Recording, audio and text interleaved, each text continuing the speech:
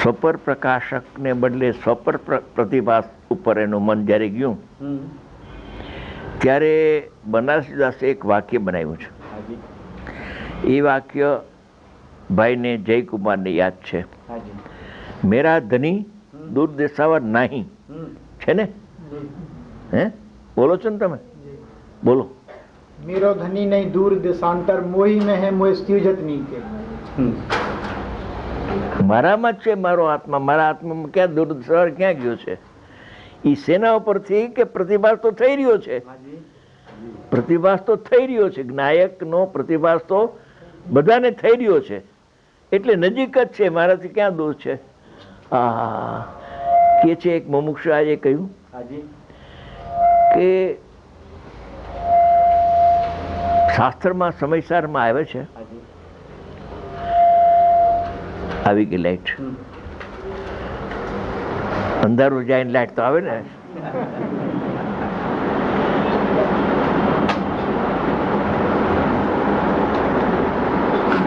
કે બાળગોપાળ સૌને સદાકાળ ઊંઘમાં પણ સદાકાળ લખ્યું ને. અને બાળગોપાળ સૌને એટલે નિગોદનો જીવ આવી ગયો કે નહીં? નાના મોટા બધા આવી ગયા. એક ઇન્દ્રિય જેવાને બધા કે છે કે આવું અનુભૂતિ સ્વરૂપ ભગવાન આત્મા સદાકાળ સર્વને અનુભવમાં આવી રહ્યો છે. એટલે પ્રતિભાસ એમાં થઈ રહ્યો છે. જ્ઞાનથી જ્ઞાયક દૂર નથી. પ્રતિભાસ થઈ રહ્યો છે. ખરેખર તો એ અભેદપણે પ્રતિભાસે છે અને જ્ઞેયો ભિન્નપણે પ્રતિભાસે. એટલો તફાવત છે. બરાબર પ્રભુ. તો કહે છે કે મેરો ધની दूर देशावर नहीं, मेरो धनी मुझ में निकट है. मेरो धनी नहीं दूर देशांतर देशांतर वही में है मोह सूजत નીકે. હા મારામાં જ છે એટલે મને દેખાય છે. નીકે એટલે મને દેખાય છે. બરાબર? નજદીક દેખાય છે. હે નજદીક દેખાય. નજદીક દેખાય છે. પણ એ નજદીક દેખાડો ક્યારે? કે સ્વપર પ્રકાશકમાં નજીક નહીં દેખાય. સાંભળજો, સ્વપર પ્રકાશકમાં નજીક નહીં દેખાય, પણ એ જ્ઞાયકનો પ્રતિભાસ મારી જ્ઞાનમાં પર્યાયમાં થઈ રહ્યો છે. એમ આવશે તો નજીક દેખાશે. એક મુમુક્ષુ આજે કહ્યું કે અત્યાર સુધી બાળગોપાળ સૌને જ્ઞાયક જણાય છે, અનુભવમાં આવે છે. એ વાત તો સાંભળી ગુરુદેવ પાસેથી, અનેક વાર સાંભળી. એ તો એને ખાસ મેન હતું. એ કહેતા હતા, બહુ બહુ કહેતા હતા. બધાને જણાય છે. તો માનતો નથી, બાકી જણાય તો રહ્યો છો તને. તો કે અત્યાર સુધી વિશ્વાસ નહોતો આવતો. એ વચન ઉપર વિશ્વાસ નહોતો આવતો કે જાણનારો જણાય છે એમ લખે છે ભલે, પણ વિશ્વાસ નહોતો આવતો. હવે આજે એવો વિશ્વાસ આવી ગયો. અરે પ્રતિભાસ થઈ રહ્યો છે. એ તો બસ વિશ્વાસ આવી ગયો કે જાણનાર જણાય છે. બરાબર છે. વિશ્વાસ આવ્યો, પ્રતીતિ આવી. એને આવી કે નહીં? પ્રતિભાસના વાક્ય દ્વારા પ્રતીતિ આવી. આવી પ્રતીતિ આવી તો પ્રયોગ કરશે તો સસ્પષ્ટ થશે. બધાને માટે છે. નામ તો એકનું જ, બાકી બધાને માટે આ છે. પ્રતિભાસ થઈ રહ્યો છે. સ્વીકાર કરે એટલી વાર, તારે વારે વાર પ્રતિભાસ થઈ રહ્યો છે. એટલે હવે એની ટીકા આપણે વાંચીએ. આપણે આમાંથી હમણાં પુરુષાર્થ સિદ્ધિ ઉપાયમાં જવું છે. એટલે મૂળ 2000 વર્ષ પહેલાંના કુંદકુંદ ભગવાનનો આધાર લઈ અને પછી અમૃતચંદ્ર આચાર્યનો લેવું છે પુરુષાર્થ સિદ્ધિ ઉપાય. મૂળમાંથી આ વાત મૂળમાંથી આવેલી છે. કુંદકુંદ ભગવાન પાસેથી આવેલી છે અને અમૃતચંદ્ર આચાર્યને. પ્રથમ તો અર્થ વિકલ્પ તે જ્ઞાન છે. આ જ્ઞાનની ટૂંકા વ્યાખ્યા ટૂંકી કે જ્ઞાન કોને કહેવું? અર્થ વિકલ્પ તે જ્ઞાન છે. એકલા પરને જાણે તે જ્ઞાન છે કે ના? એકલા સ્વને જાણે તે જ્ઞાન છે એમ નહીં. જેમાં સ્વ પરનો પ્રતિભાસ થાય છે એ લક્ષ જો. પ્રથમ તો અર્થ વિકલ્પ તે જ્ઞાન છે. અર્થ શું, વિકલ્પ શું ને જ્ઞાન શું, એની વ્યાખ્યા હમણાં કરીએ છીએ આપણે. ત્યાં અર્થ એટલે શું? અર્થ, વિકલ્પ ને જ્ઞાન 3 શબ્દો છે ને. બરાબર. તો અર્થ, એનો અર્થ શું? અર્થનો અર્થ શું? બરાબર. એની વ્યાખ્યા શું અર્થની? અર્થ એટલે શું? સ્વ પરના વિભાગપૂર્વક, સ્વ પોતે અને બાકી જગતના પદાર્થો એ પર, સ્વ પરના વિભાગપૂર્વક રહેલું હાજી. વિશ્વ તે અર્થ છે. બરાબર. અનાદિ અનંત વિશ્વની વ્યાખ્યા કરી કે સ્વ પરના વિભાગપૂર્વક જુદાઈ. આત્મા અને વિશ્વ એક થતું નથી. બરાબર. ચેતન અને જળ પદાર્થ એક થતા નથી. એ આખું વિશ્વ સ્વ પરના વિભાગપૂર્વક રહેલું છે અનાદિ અનંત. એનું નામ વિશ્વ. બરાબર. સ્વ પરનો વિભાગ કર્યો. સ્વ પર એક થઈને વિશ્વ બનતું નથી. સ્વ પર એક થઈને વિશ્વ બનતું નથી. અન્યમાંથી પરને પણ વિશ્વરૂપ માને છે. બરાબર. એટલે અજ્ઞાન છે. એકાંતમાં આવ્યું અજ્ઞાની એવો શ્લોક છે.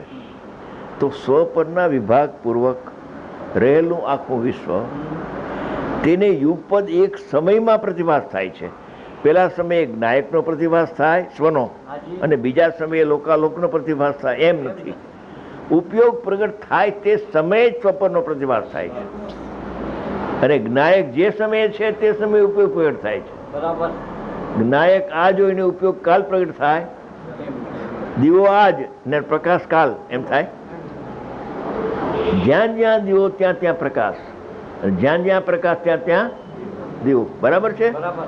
એમ જ્યાં જ્યાં જ્ઞાયક ત્યાં ત્યાં જ્ઞાન, અને જ્યાં જ્યાં જ્ઞાન ત્યાં ત્યાં જ્ઞાયક. એમાં જ્ઞાન એટલે સમ્યક જ્ઞાન, મિથ્યા જ્ઞાન એમને લેતા. હમણાં શાંતિથી સાંભળવા જેવું છે. જરા આવશે ઘણું.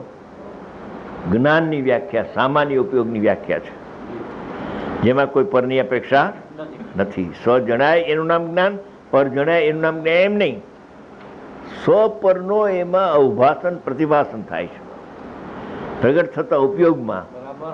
હજી આપણે એની પ્રોસેસ લેવી છે, અને ક્યાં સુધી અનુભવ કેમ થાય ત્યાં સુધી આપણે જવું છે. બરાબર. આ તો શરૂઆત છે. બરાબર. 2 બોલ કયા? બરાબર. એક જ્ઞાયક અનાદિ અનંત સ્વભાવ છે, બંધમોક્ષનું કારણ.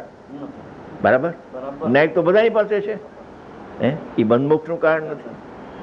પછી ઉપયોગ પ્રગટ થાય છે, સામાન્ય ઉપયોગ. બરાબર.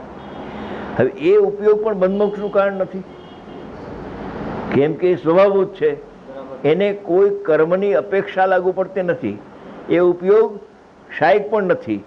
એ ઉપયોગ શોભરૂપ પણ નથી. એ ઉપયોગ તો ઉપયોગ છે બસ. બરાબર. જેને ઉપયોગમાં ઉપયોગ કયો એ ઉપયોગ. બરાબર. ઉપયોગ. એક છે. એ ઉપયોગ તો સામાન્ય ઉપયોગ છે. હવે સામાન્ય ઉપયોગ જે પ્રગટ થાય છે, નંબર 2, હાજી. હવે જ્યારે પ્રગટ થાય છે ત્યારે તે જ કાળે તે જ સમયે યુગપદ એક સમયમાં બરાબર. સ્વપરના વિભાગ પૂર્વક આખું વિશ્વ એમાં પ્રતિભાસે છે. બરાબર. હજી વિશ્વ કોને કહેવાય એ તો હજી વાક્યા બાકી છે. હજી તો વિશ્વની વાત આવે. બરાબર. એમાં તો પર્યાયો લેશે તો કોઈ ગજબ લેશે. આખું વિશ્વ કહ્યું ને, તો વિશ્વમાં બધા પદાર્થો આવી ગયા. બરાબર. તો પદાર્થ પર્યાય વિનાના છે કે પર્યાય સહિતના છે પદાર્થો? સો પર 2 પદાર્થો. પર્યાય સહિતના છે. આખો વિશ્વ વિભાગપૂર્વક સમજી ગયા. એનું અવભાષણ એટલે પ્રતિભાષણ જ્ઞાનની સ્વચ્છતામાં થાય છે. ઉપયોગ સ્વચ્છ જ છે, અનાદિ અનંત સ્વચ્છ છે, મલિન થતો જ નથી. જેમ દર્પણમાં કોલસો પ્રતિભાસે તો પણ દર્પણની પર્યાય કાળી થતી નથી. સ્ફટિક મણીમાં રાતા ફૂલની જાય પડે અંદરમાં તો પણ સ્ફટિક મણી રાતો થતો નથી. એમ ઉપયોગ સ્વચ્છ છે અને સ્વભાવભૂત છે. પાછો બરાબર. સ્વભાવભૂત છે. હાજી. અને એ ઉપયોગ સ્વસન્મુખ કે પરસન્મુખ નથી. નહીં.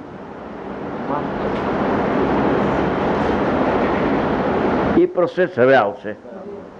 સામાન્ય ઉપયોગ જેમાં સ્વપરનો પ્રતિભાસ થાય છે અને સ્વભાવભૂત છે, એટલે બંધમોક્ષનું કારણ નથી. બરાબર. નંબર 2, હાજી.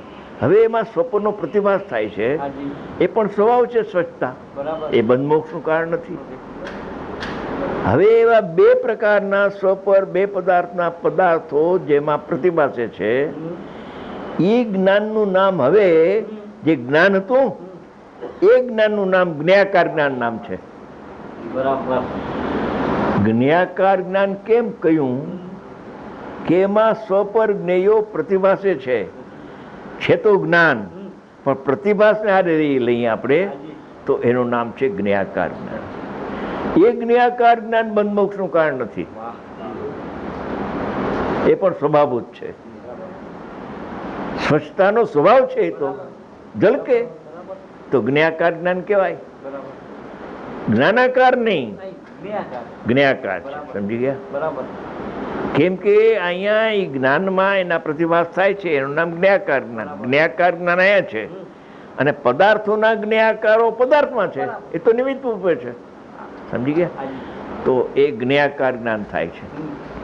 જ્યારે જ્ઞાકાર જ્ઞાન થાય છે ત્યારે આચાર્ય ભગવાન ફરમાવે છે કે એ સમયે લાયક પ્રાણીને એમ થાય છે કે જ્ઞાકાર જ્ઞાનમાં મને જ્ઞેયો જણાતા નથી. પ્રતિભાસને હું રાખું છું, પણ જેનો પ્રતિભાસ થાય છે રાગનો, શરીરનો, એ મને જણાતા નથી. એટલે જણાતા નથી માટે હું એને નિષેધ કરું છું. પ્રતિભાસ રાખ્યો, રાગનો પ્રતિભાસ રાખ્યો, પણ રાગ જણાતો નથી.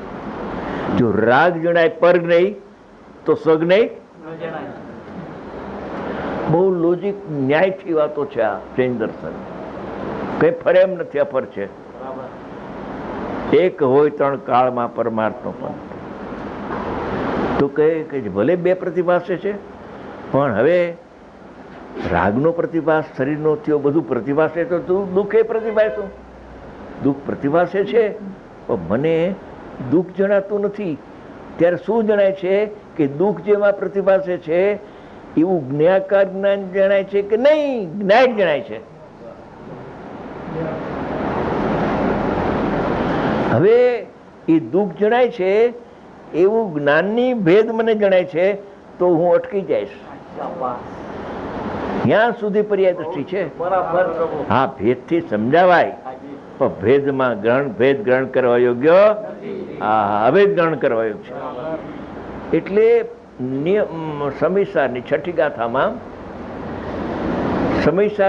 ગાથામાં જ્ઞાકાર જ્ઞાન જણાય છે એમ ન લેતા જ્ઞાકાર જ્ઞાનમાં જ્ઞાયક જણાય છે. સીધો લઈ લીધો. બેના પ્રતિભાસ રાખ્યા, પ્રતિભાસને ઉડાડે અજૈન છે, અને પ્રતિભાસ થાય રાગનો અને રાગ મને જણાય છે તો અજ્ઞાની છે. રાગને જ્ઞેય બનાવ્યું ને, રાગ જ્ઞેય ન હોય. જ્ઞાકાર જ્ઞાનમાં જ્ઞાયક ધ્યેય પણ થાય છે અને જ્ઞેય પણ થાય છે એક સમયમાં. સમજી ગયા? એવી વસ્તુસ્થિતિ છે. લગભગ ટાઈમ પૂરો થઈ ગયો, હવે કાલ ઉપર આખો. जिनवर का देखन जानन हार, दर्पण सन मुख जो जगवासी, देखे मुख अविकार,